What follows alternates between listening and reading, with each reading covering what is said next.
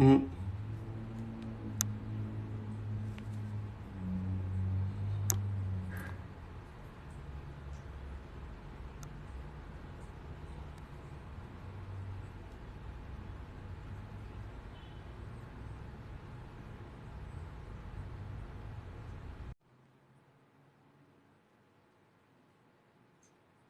Connecting one. Can you split screen? Yeah, it's weird. I don't even see your face. It's really weird. I know. Let's see about this co-host thing.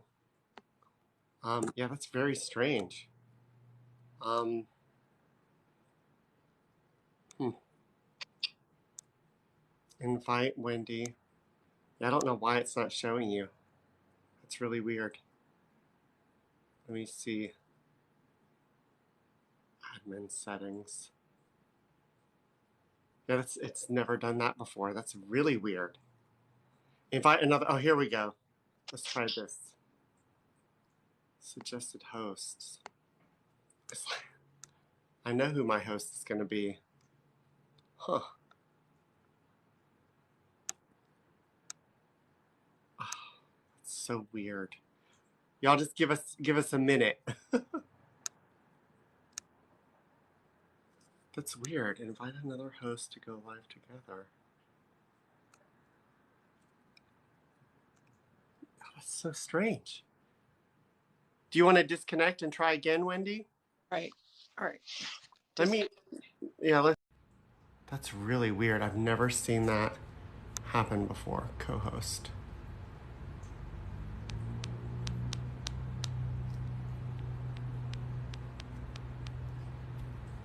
Oh, I know what it has to be. Wendy, are you there? You have to go live, and then I have to ask you to join my live. Is that what you did?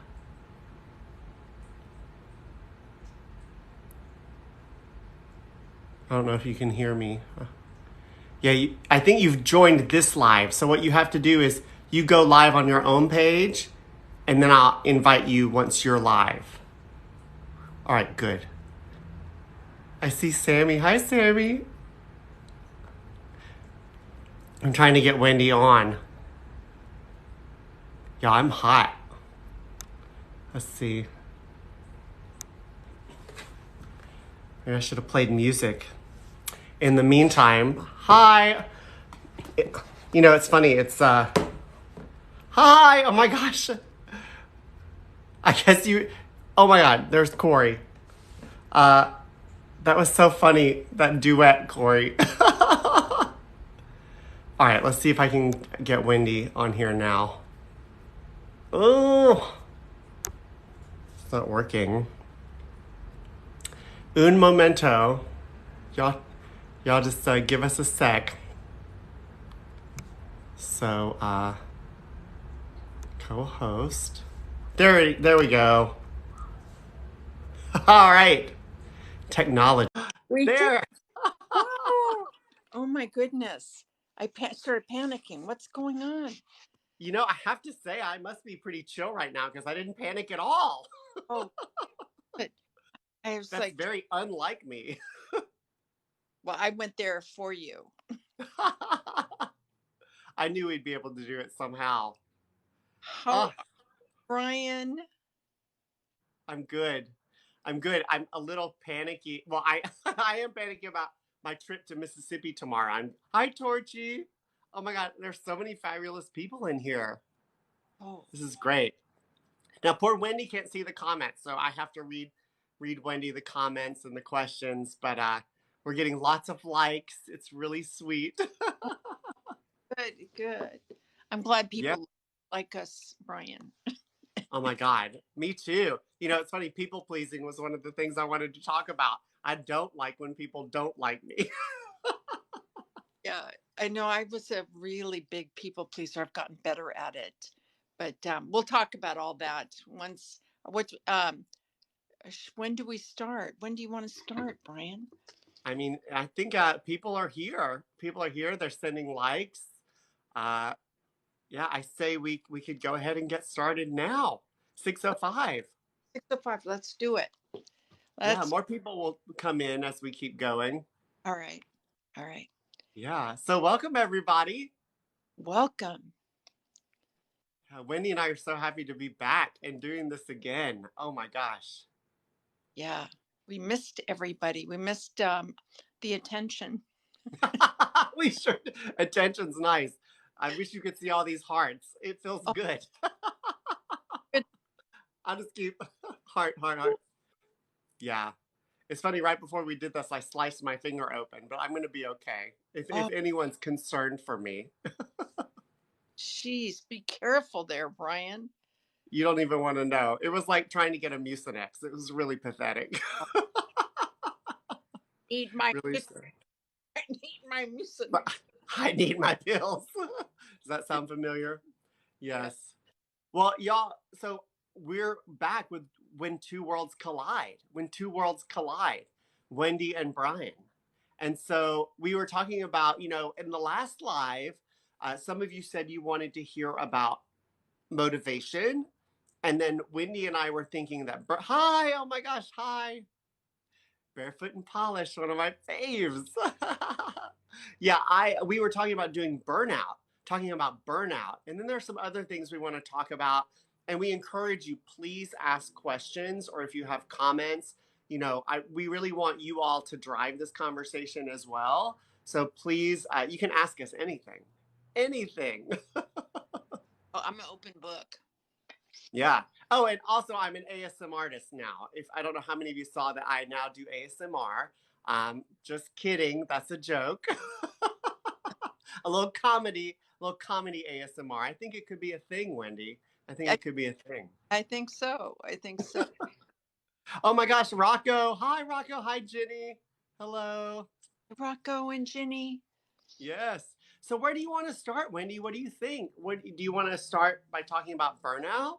Yeah, I think we should just talk. What is burnout? What it is burnout? I mean, during COVID, it's been just so challenging. The constant, fear and the media and just uh, you know, the influx of scary news coming in, and I think we're all burned out from this whole uh, COVID thing. And besides work or, you know, whatever, what does burnout feel like to you, Brian? Gosh, burnout, talking about how like when we first came on, we were having a hard time getting uh, Wendy on.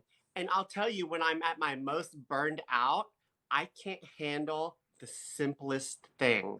Like the smallest thing can set me completely into a spiral. That's what burnout looks like for me. Um, I hadn't even thought about burnout in terms of the pandemic, but oh my goodness, yes, yes. So I know, back in the day when I was working full time and had this kind of big director position, and I was a people pleaser, like we were talking about, and I couldn't say no. It was like I was unable to say no, and I would like constantly overcommit. And I got to the point where I wasn't happy in my job. I wasn't happy with what I was doing. I felt like, well, I want to be writing, I don't want to be doing this all the time. And I literally made myself sick. And Mm, that's what burnout. I pushed myself. I've always pushed myself, always push, push, push, and had a lot of energy all my life. Grateful for that. But, I would push and not listen to my, internal GPS, and that's when I got burned out. I took a break from work for a few years and kind of regrouped, working privately. And I started writing during that time and started doing what I really wanted to do. So that mm. silver lining in that experience, in that burnout, I hit a bottom. And I also hit a bottom with people pleasing, which was a man when you stop that people please. I mean, I have a default that can go there, but I Mhm. somewhat in check. But it's like, oh, it's like the freedom I get in my life and the time I have when I'm not pleasing others. Do you want to hear a good little tip that I heard that really helps me when I Yes, started stop the people pleasing after I bottomed out? Someone told me, and I may have told you this, but if I have a choice between feeling guilty or feeling resentful, go with feeling guilty. Did I tell you this? you Maybe I did, but I needed to hear it. Did y'all hear that? Say it one more time. It's so good. ask you to do something, you have a choice between feeling guilty or feeling resentful. Go with feeling guilty. Guilty is what you're feeling when you're taking care of you. A people pleaser feels guilty when they start taking care of themselves. Resentment is what you feel when you're taking care of everybody else. And as a people pleaser, that's what I was doing for so long. Yeah, So we have, yes, great words of advice, guilty versus resentful. Ginny says, whoa, that's wonderful advice. It is. Well, I've got one too. I got one little tip too, believe it or not, because I'm a world class people pleaser. I should say I'm a recovering people pleaser. So when I had about a year clean, so y'all, if you don't know, I'm in addiction recovery. And when I was about a year into it, uh, I could not, I kept agreeing to all these things I didn't want to do. And, Wendy and I talked about this a little earlier today because I'm kind of, I have fallen into that trap a little more recently. This is something I absolutely want to do. Let me make that clear. But I sat next to my sponsor and he was like, "What is wrong with you?" And I was like, "I'm so stressed out." I agreed to like help someone write a musical, which I had never, hi Kimi. I had no experience writing a musical, but this person had always wanted to write one. I said, "Sure." And they give me all this material. They're like, "Here, write this musical." And then I had agreed to like be secretary of this board of directors of some kind. I agreed to all these things that I told my sponsor. I said, "Oh my God, I've agreed to do all these things I don't want to do." And he said, "Brian, I've got a really simple tip for you." And he turned to our friend Molly. I will never forget it. He said, "Molly, I need you to teach Brian something." She said, "What?" She goes, "Show Brian how to say no." And Molly goes, "Brian, you put your lips together and you do this. No." It it blew my mind. Like I was like, "What?" Like, "What? You can say no?" Like it's that simple. yeah, it's so complicated for me though. It's simple, but it was like when I first started doing it, felt like it was so hard. What I also another tip. So we're rolling the tips out here, Brian. Yeah, I mean, you can tell we work in mental health. You know, right. It's true. We do.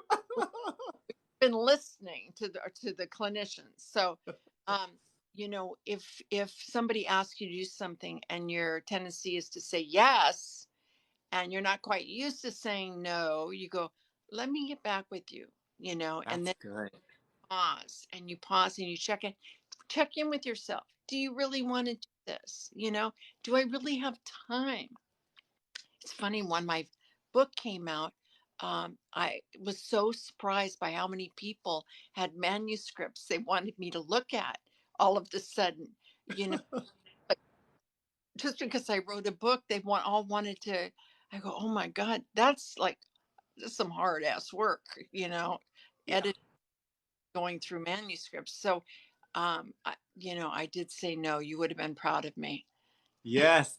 I get that. I get a lot of people sending me scripts and they send me short films. When I can, what I tell them, I say, if I can get to it, I always say, it's gonna take me a bit to get to this. Like I'll have to like commit to it. But yeah, oh my goodness. It's funny. Ducky in Kentucky, my dear friend, she says, "You get better every day. You inspire me. You inspire me." Oh my goodness. All of you inspire me so much. And Wendy also. Oh, so what's really funny? I wanted to tell you this. Work. I work in mental health. Wendy and I work in mental health. And I got a call from my manager today. She said we wanted to talk about. It's funny, they follow me on TikTok. I don't think they're here, but I wouldn't care to say this, but we were going to talk about budget, and I freaked out. I was like, oh my god, what have I done? I'm spending too much money. I'm doing something wrong. And then we were talking. She goes, "Your budget's approved." I was like, "Oh, that's simple. Huh? It's approved." But then she said, "We are a little concerned because they're sending me to New York once a month, which I love New York City. It's like the greatest city. I love it." And she said they were concerned. These are her exact words. They're like, we just are concerned. We don't want you to burn out. We really don't want you to burn out. And I was like, I'm in a good place that they would say that of me, say that they don't want me to burn out. Because the job, for those of you who don't know, I mean, I do clinical outreach. And so there are days where the job is a breeze. Like today was, I go to Santa Monica, I had a lunch, I got to meet people, not a bad day, right? Then there are the days when I talk to someone who, has experienced a significant trauma or the mother of a child with an eating disorder where they don't understand, why won't my daughter eat? That's what they say. Why won't she eat? There are days where it's like it can be very taxing. And so I'm just very appreciative that they're aware, probably more so than me, of my potential to burn out. Yeah, I mean, you would think that in a therapeutic environment, they would be, watching for that. And it's not always the case. You're lucky that Yeah. work has your back. That job that I told you I got burned out at was not checking in with their clinicians or their staff, and people were burning out, and as a result there was a high turnover rate, you know um, but you know p- like it's kind of sometimes the nature of the beast. My responsibility to navigate that and set boundaries. And I did, I did, but still there was that constant push to perform more, to take more clients. I had a caseload at the time back then. And I learned stuff about myself, and I decided back then when I got sick that I wanted to create a life that I wanted to live, not that I was supposed to live, not, making a certain amount of money and, certain hours and everything. So I work part-time in mental health now, which is more manageable, and then write part-time, then work part-time in nonprofit. So I have a variety. I do well, like you have a variety. You have your singing, your film, all of that. It just keeps life more interesting. And then I'm not so prone to burnout. Yeah. Yeah. We have some comments. Oh, Barefoot and Polished, who I love dearly. We don't allow the simple no to be enough. Then we're in trouble. Yeah, I love no as a complete sentence. That's one of my favorite sayings. It's a good one. And then we have Right. a couple more. Ducky in Kentucky. I am opening my toolbox and dropping new tools for life. That's awesome. You were the tip that made me book the trip to Graceland. See, every once in a while, singing actually makes a difference in people's lives. That little video of me singing Elvis. That's amazing. Oh, that's great. I Do you want to talk a little more about boundaries? Do y'all have any questions? Please. Oh, there's Corey. Hey, Corey. Oh, Corey. I should probably have some water. Um, yeah, I would like to know a little more about boundaries. I'm sure everyone else would, unless we have a bunch of boundary experts in here. And then Torchy says, let's talk about motivation after that. Okay. Oh, motivation. Yeah. Well, Yeah. boundaries.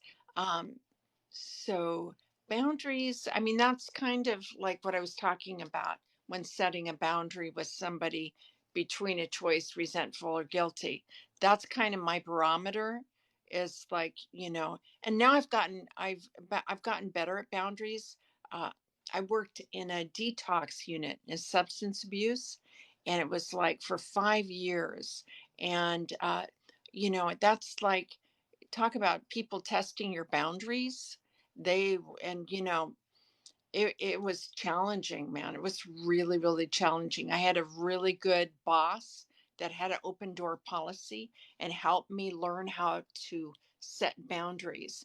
And another thing that, like, I learned from raising two boys is that when I'm setting boundaries with my kids, when I was setting boundaries with them, they didn't particularly like me when I was doing that.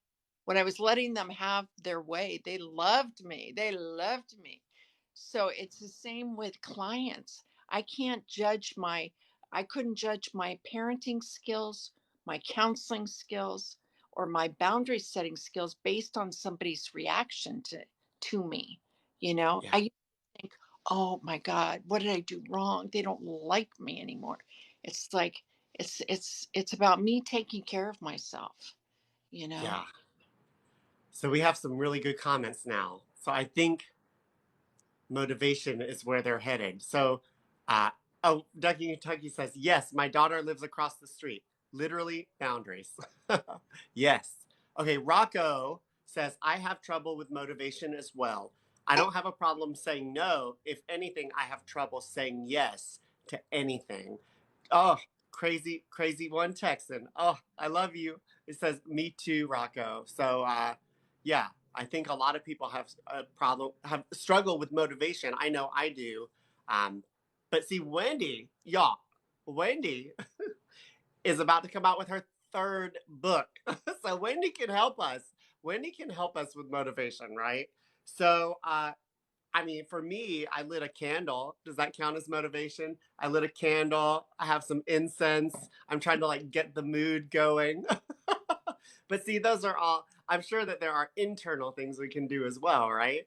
Right. Yeah. It was like, I heard somebody say, because I got candles here, I got my salt lamp back here, and I could light it all up, and it's like get the room to meditate, but it's like I have to do the work, Yeah. inside, and you know, uh, yeah, the third book, if I could say to all those, is about is a collaboration with my son on his nonprofit. We're both writing it together.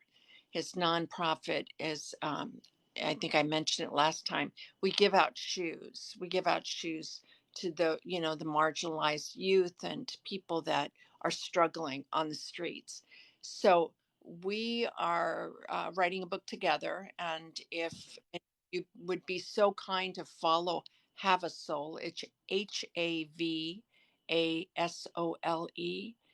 It's like we got some great content coming down the pike, and Y'all, he's look, Ellen oh, wants to be on the live. woo, I'm sorry to interrupt, but that's so Ellen to just like, Ellen, what is she even doing? Ellen, this is my time, mine and Wendy's time. set a boundary, Oh, Brian. no. Okay, so back to Have a Soul. Back to Have a Soul. Ducky in Kentucky says this is an amazing live. I think that was probably before Ellen jumped up there. Hi, Ellen. Have a Meow. AVASOLE. If you could follow him on TikTok or Instagram. We got some good content. We show you what we're doing. It's very heartwarming, and you'll be there when it's coming down the pike. So motivation. Back to motivation. That's Um, awesome.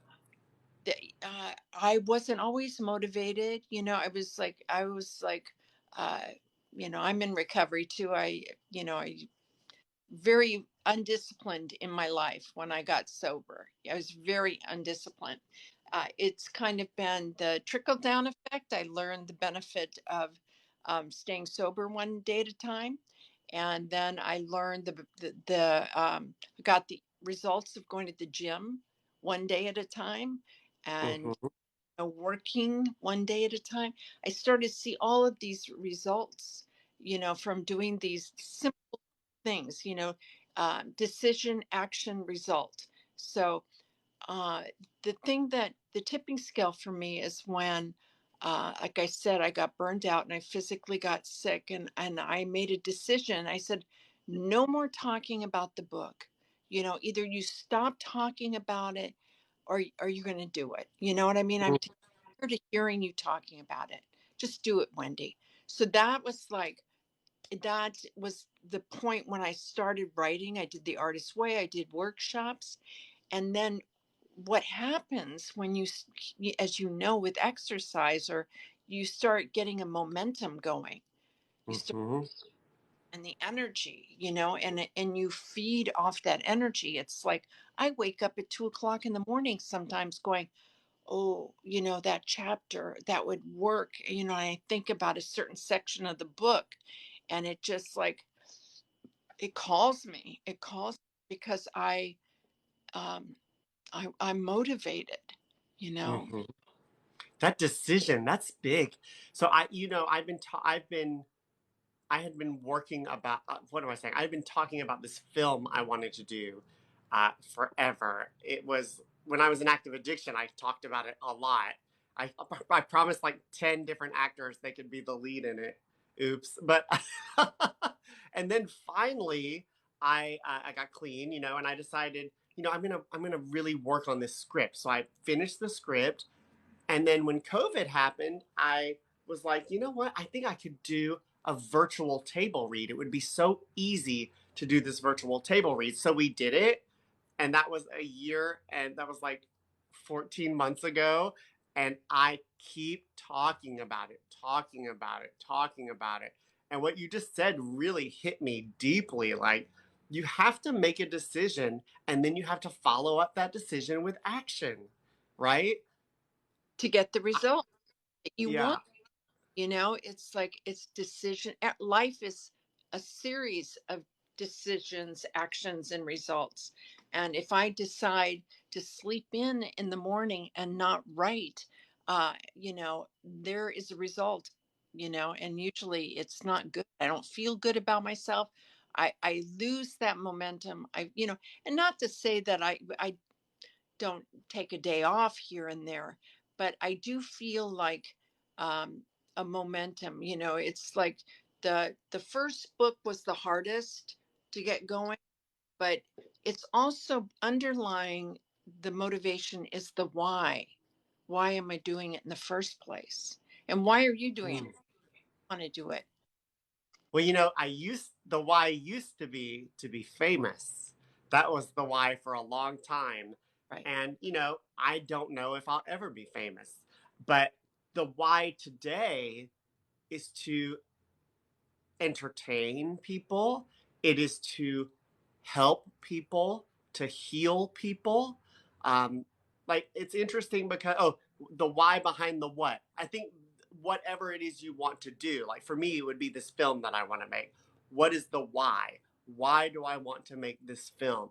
And, I think the fact that I'm starting to understand that art, and I knew this in college, but somewhere along the way I lost it. Like, art can change lives. It absolutely can. It changed my life. It has changed my life. I mean, I remember, watching movies or theater or reading a book that had such an impact on me. And that is my why today. It wasn't always my why. It used to be fame. It used to be, money. And money would be good. I mean, I do have to pay the bills. I have to live in the, I have to have this home. But that is my why today. Now, here's a really good question. How do you make a decision? What if that's where you're stuck? Well, um, funny that this morning I was reviewing the book launch, and that question came up at the book launch. What do you do when you're stuck? I use prayer. I also use people as far as a writing group, or somebody to keep me accountable. Like if Yeah. I like Brian and I were talking earlier, like how can we support one another with writing?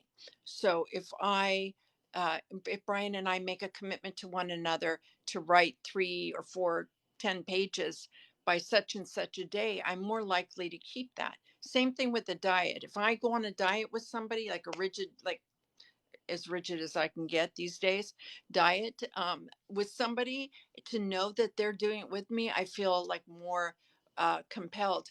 But the thing that really helps me, and I don't know if everybody uses prayer, but I think of prayer as energy. I feel like prayer is like um, the acronym. Um, Pray until something happens. It's push. Like if you think of push, it's like prayer moves, what's blocking me. you know it's like the universe or God or higher power, you know wants to use me in my life, but it's like my resistance. And there's a really good tool too, is like is to become intimate with the resistance, what that is blocking you, by giving it voice on the piece of paper. You take paper and you write a letter to your resistance, and it writes back, you know to you. So you get very intimate with it, so you're not avoiding it. Because if you're anything like I used to be, I used to avoid, and I lived in vagueness. I lived in vagueness with my checking account. I lived in vagueness in my relationships. I lived in vagueness with my alcoholism, addictions. But emotional sobriety is Jenny clarity. sent us some roses. Thank you, Jenny, for the roses. Oh, that's nice. Will you get roses? That's Yeah, it's sweet. I wish you could see it, but good. But next, if we got to get you that live event function, I don't know what we got to do to get it. we need to research. We need to Google that. Manifest. Come Manif- on. but That's so good. I think that get intimate with your resistance. What is it that you're blocking to? Because in some ways, whatever's blocking you still serves you. Do you know what I mean? It's still, Yes.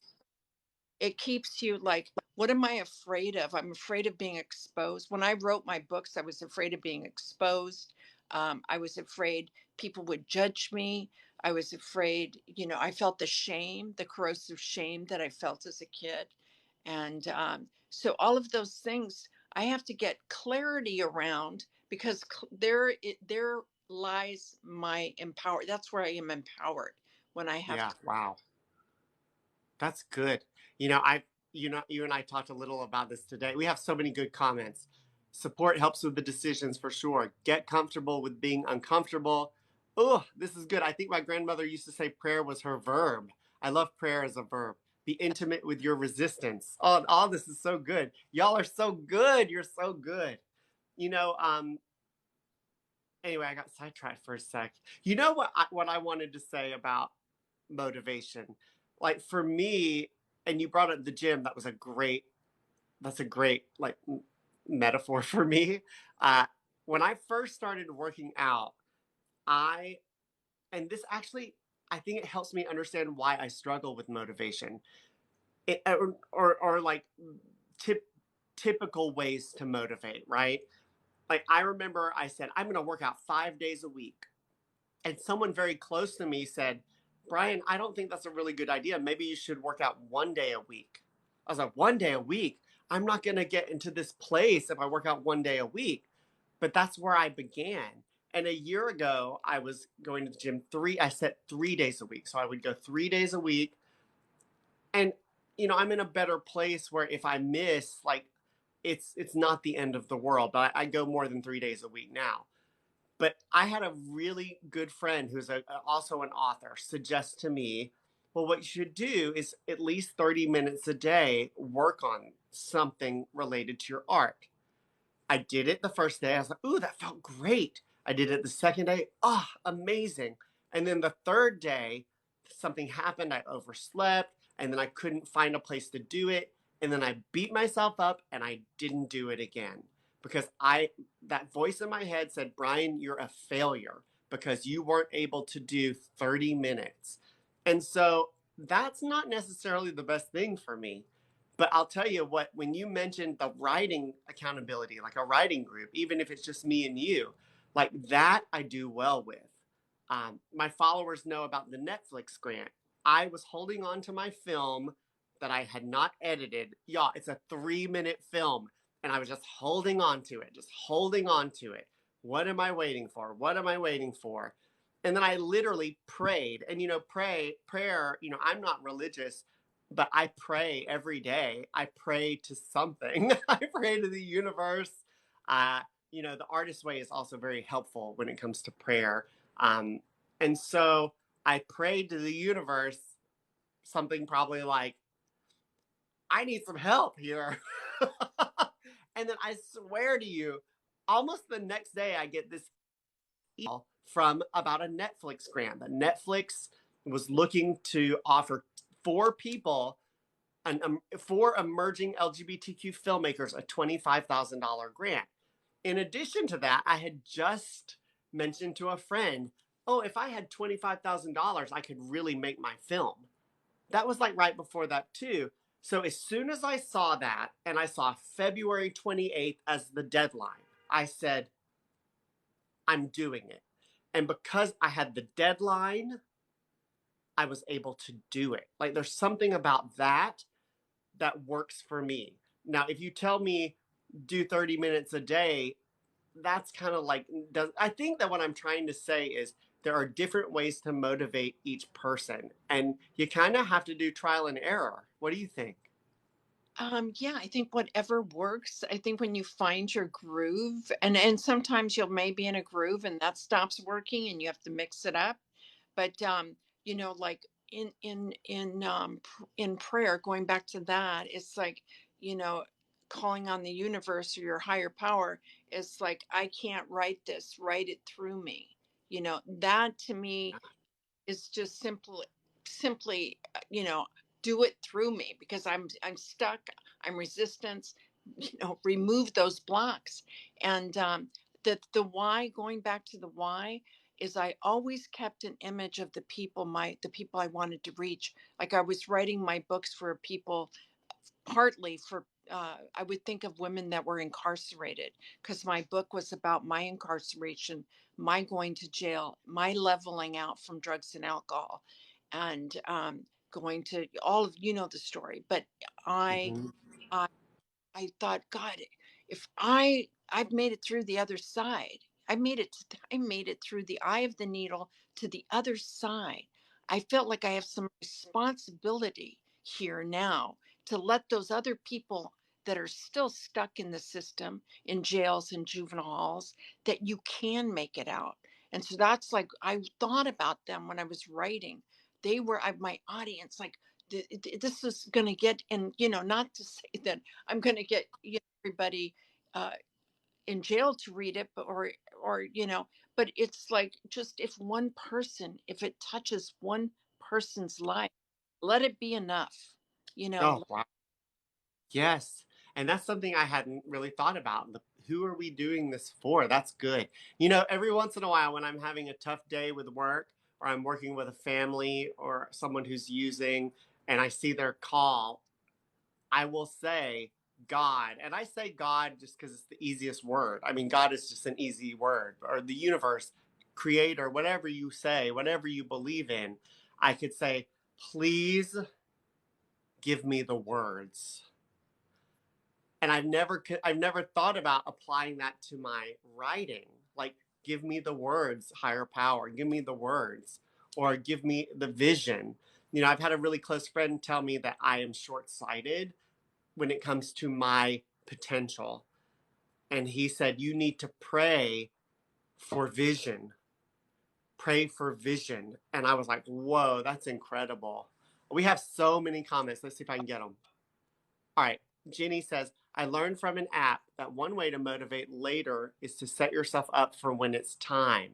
So that's good. So, like, set your shoes by the door if you're a runner, I think is what that meant to say. If you're a rubber, I think you meant runner, right, Jenny?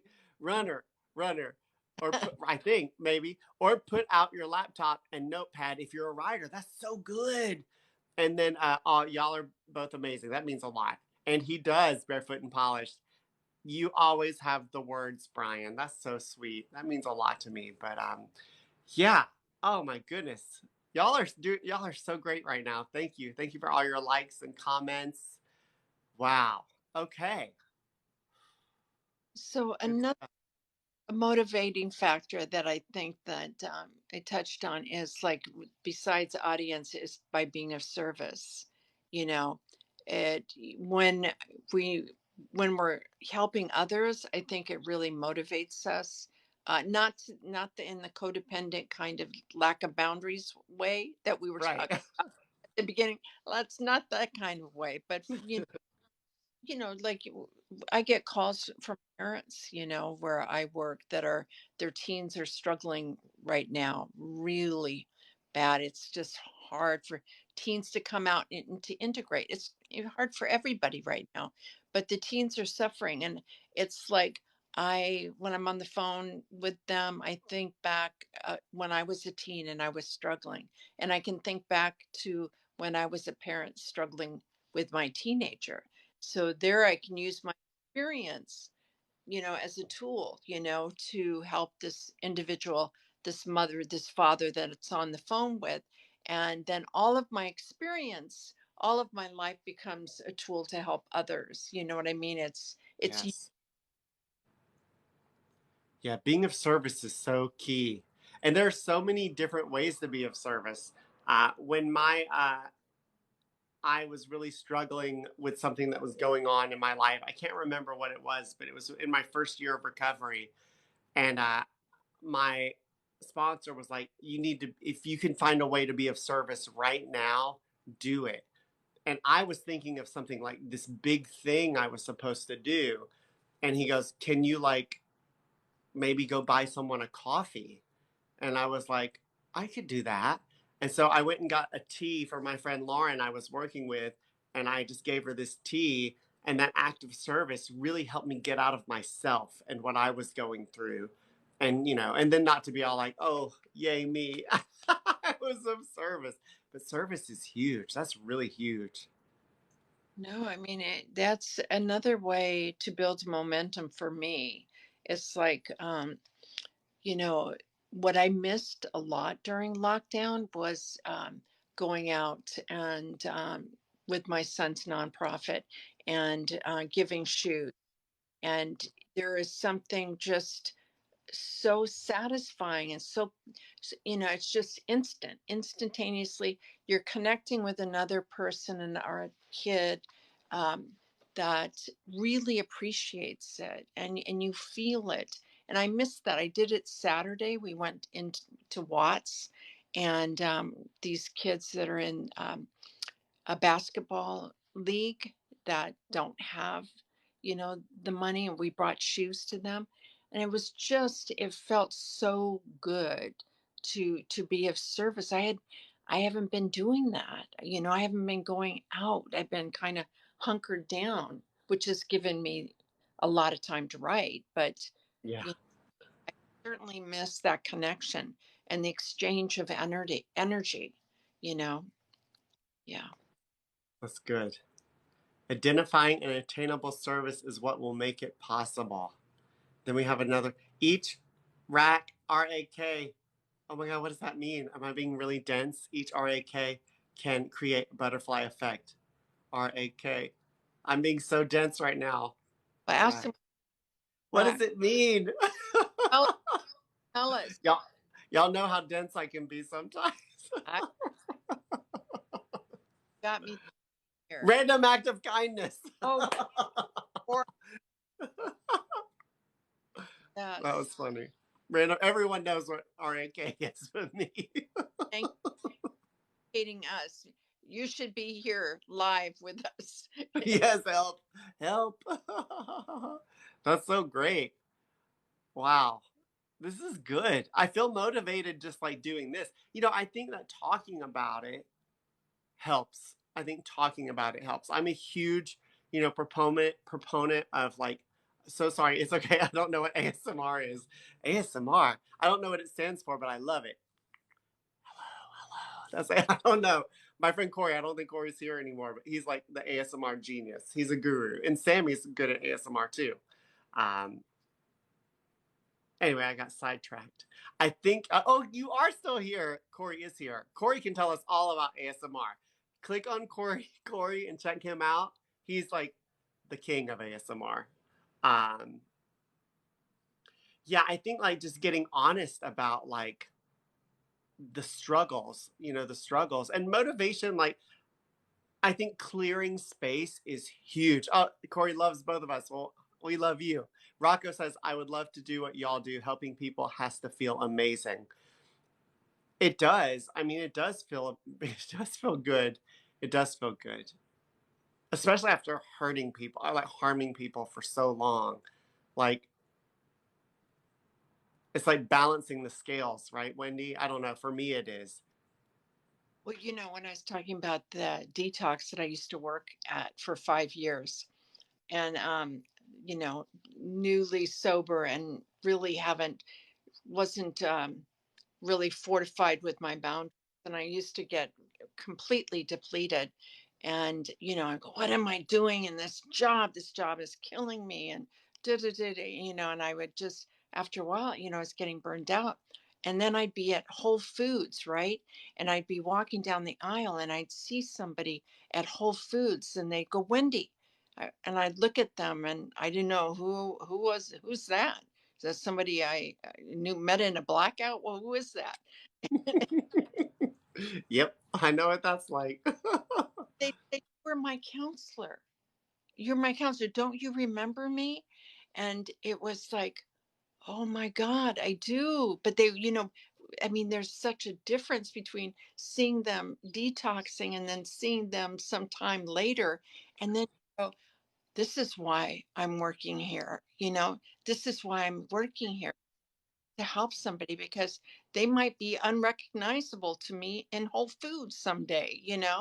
And their lives might, and that also happened to a guy that I was speaking at this place, and um, you know, he said something afterwards, and I didn't recognize me. He looked like ZZ Top, and he said, you were my counselor like 17 years ago, and he said, I want you to know I'm sober, I'm married, I've got kids, and it was like it just brought tears to my eyes. It's like because sometimes I question what I'm doing. I question what am I doing here. What am I doing? But you just never know how you're going to impact somebody. Yeah, the why. The And why. and it's not, it's like so many areas. Like, I'll talk about Corey a little bit and ASMR. Like, there was a point where I had heard of ASMR, I just didn't really know what it was. And it's so interesting, TikTok, the algorithm.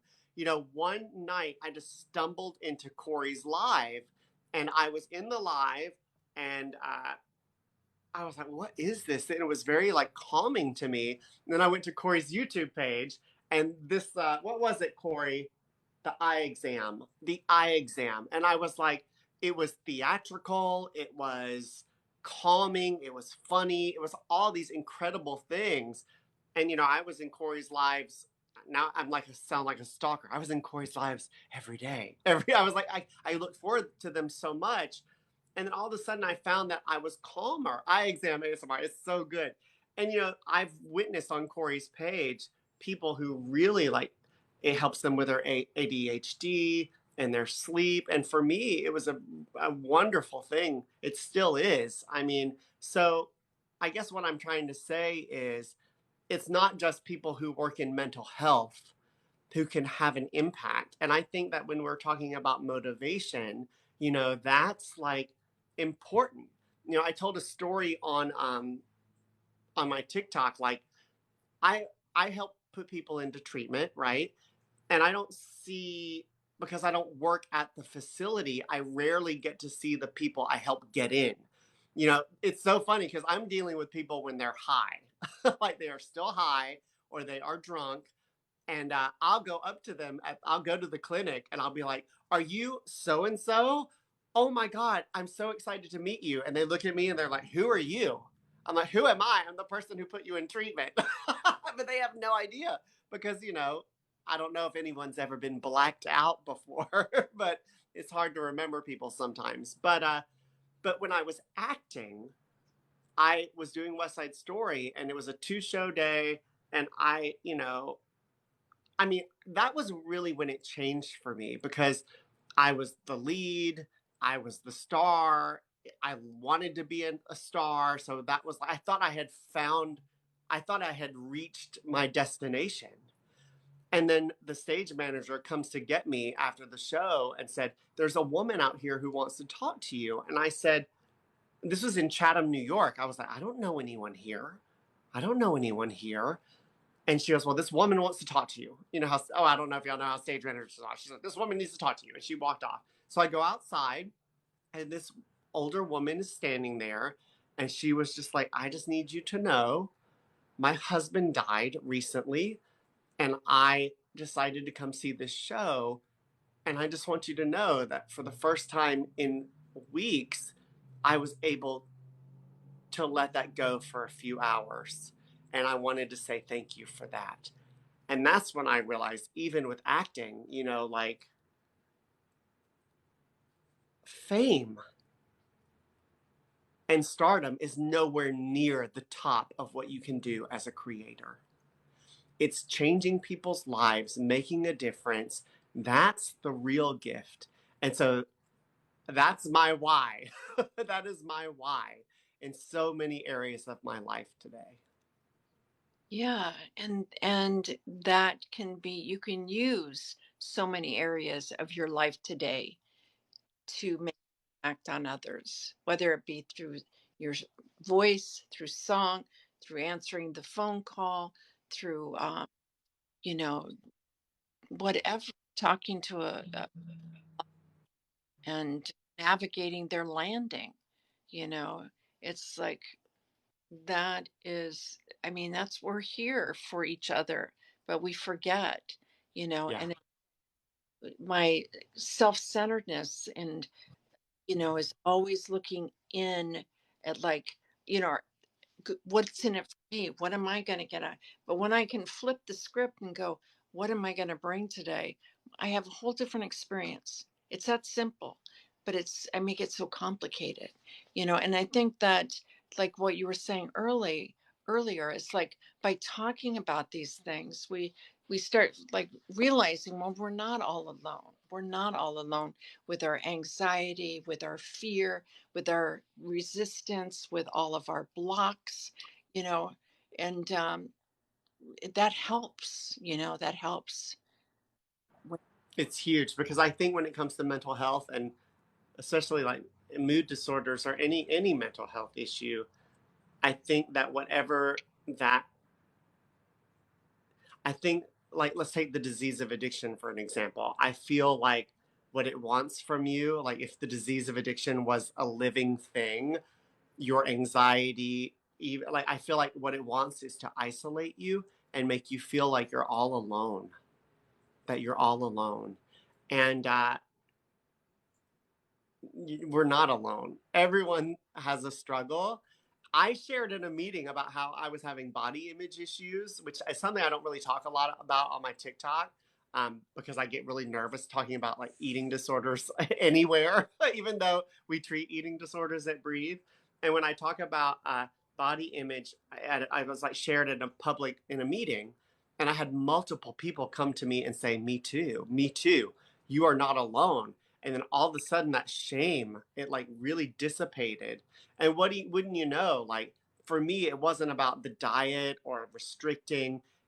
What made me start to be healthier with my food choices was knowing I wasn't alone in my body image issues. Yeah, that's big. We have an amen. That's right, amen. And then oh, we have a Corey ASMR fan. I think we're all fans of Corey ASMR. I'm Y'all gonna ASMR, check it out. I'm gonna check it out after. Oh, you And should.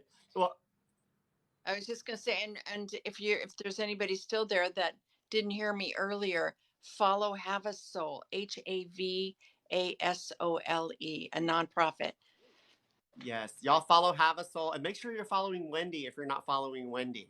And if you're not following me, follow me. Follow. Yes, that's so funny. Well, it's 6:54. Have a Soul. That's right. Have a Soul is the one. It Yeah, do is. y'all have anything? So if y'all, I mean, Wendy and I'm sure we're going to do this again, right? We're definitely gonna do it again. Yeah. Yeah. So if y'all have ideas for what you want to hear us talk about, there's so many things we could talk about. So many things. Right. I Yeah. think, yeah. But did any what? No suggestions yet. No suggestions yet. I was just gonna say, I think oh, Jenny says she loves these. Thank you. These are fun. Like I feel like I'm really processing a lot of things in a public platform. It feels good. Yeah, I think would like to talk some about writing, if Yes. we could focus on writing, um, and maybe talk about what that looks like, the different, getting published, or articles. I don't know. Um, Yeah, that sounds great. I have, I don't know if you know any of this about me. Bravery when you don't feel brave. Ooh, that's good. We could tack that on too. Bravery and, talk about bravery and writing. I've read Wendy's book. If y'all don't have Wendy's book, I've only read Motherload. I'm a bad friend. I haven't read Incorrigible yet, but I have read Motherload. It's so good. And, I'm considering writing a book. Or a TV series. I haven't decided what I want to do. Like, I definitely want to do the TV series kind of based on my life, flashing back from current now until college and to like my using days. And I have this great vision for it. But, the idea of really putting myself out there, and I'm pretty transparent on TikTok, but like to fully put yourself out there.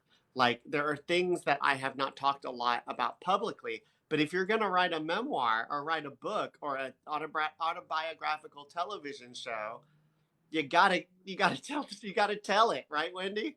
You do. I mean, I've spoken in juvenile halls or prisons, and I've told my story, a gnarly story that it is, but there is nothing quite like reliving it on the page. You know, Ooh, it's just like it's almost like that's recovery, is going back into those dark places in those dark times and recovering the the girl I abandoned when I was 13, 14, and recovering those parts of her and integrating all of it.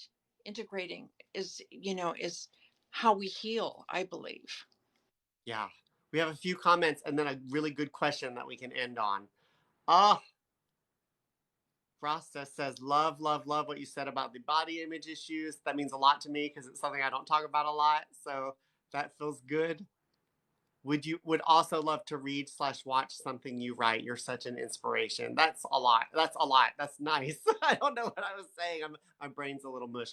Well, I do write a little on my website if y'all want to check it out. It's brianwisnant.com. And Wendy, you have a new website too, right? Yeah, I mean, well, it's not that new, but it's refreshed. Updated, Uh, refreshed, yeah, just, just wendyadams.com. Wendy Adams. good. Yeah, it's on my the my profile. Linked.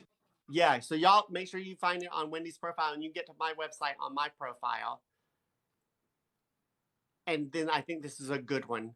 People are really happy. Rocco, y'all need to do this more often. We're going to do it. I've been traveling a lot, which is the only reason it's been hard for us to get back, but we're going to do it again. Of course, I'm going to Mississippi tomorrow. a lot going on. All right, this is a great question to end on.